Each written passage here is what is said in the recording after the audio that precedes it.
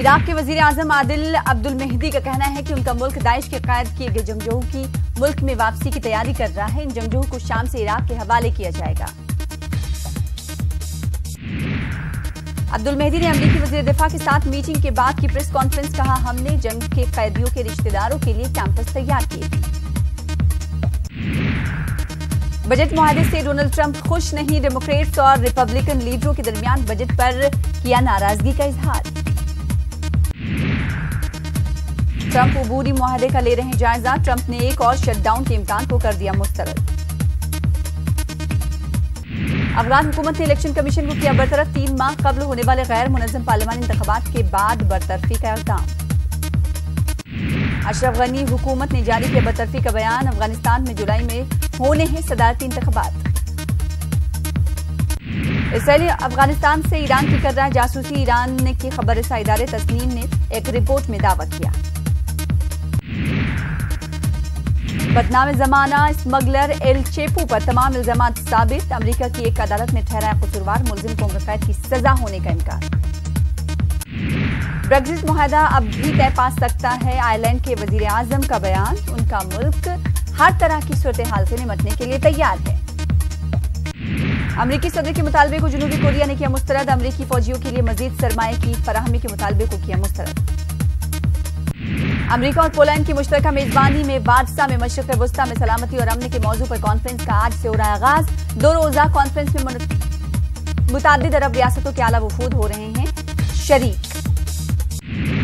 मशरिक़ वस्ता में सलामती और अमन के मौजू पर हो रही कॉन्फ्रेंस में ईरान को शिरकत की नहीं दी गई है दावत, जबकि इसराइल ने इस कॉन्फ्रेंस को अरब ममालिक से रिश्तों के तनाजुर में बताया है काफी अहम। पोलैंड के दारुल हुकूमत वारसा में हो रही मशरिक़ वस्ता कॉन्फ्रेंस में ईरान को नजरअंदाज किए जाने पर ईरान ने बरहमी का इजहार किया। ईरान के सुप्रीम लीडर आयतुल्लाह खामनई ने अमेरिका से मुज़ाकरात को नुकसानदेह बताया। वेनेजुएला में कई दिनों से सदर निकोलस मादुरो और अपोजिशन लीडर खुआन ग्वाइडो के दरमियान चल रही सियासी जंग पहुंची नए मोड़ पर। दारुल हुकूमत कराकस में ग्वाइडो की हिमायत में बड़ी तादाद में लोग सड़कों पर उतर आए। वेनेजुएला में अपोजिशन लीडर खुआन ग्वाइडो ने मुल्क में बैनुल-अक़वामी इमदाद की रसाई के लिए 23 फरवरी तक की डेडलाइन दी है, जिस पर मादुरो ने रोक लगा रखी है।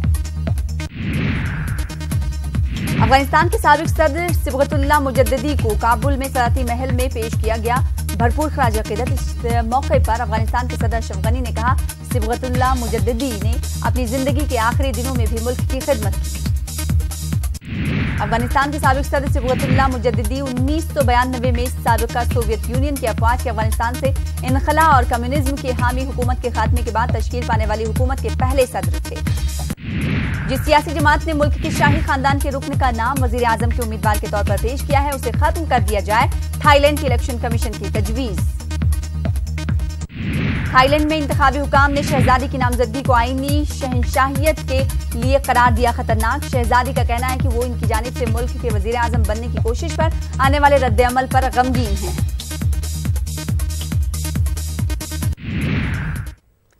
इसके अलावा मजीद खबरें दुनिया भर की आप देख सकते हैं आज रात 10:56 पर सिर्फ और सिर्फ आलमी मंजर में। आदाब।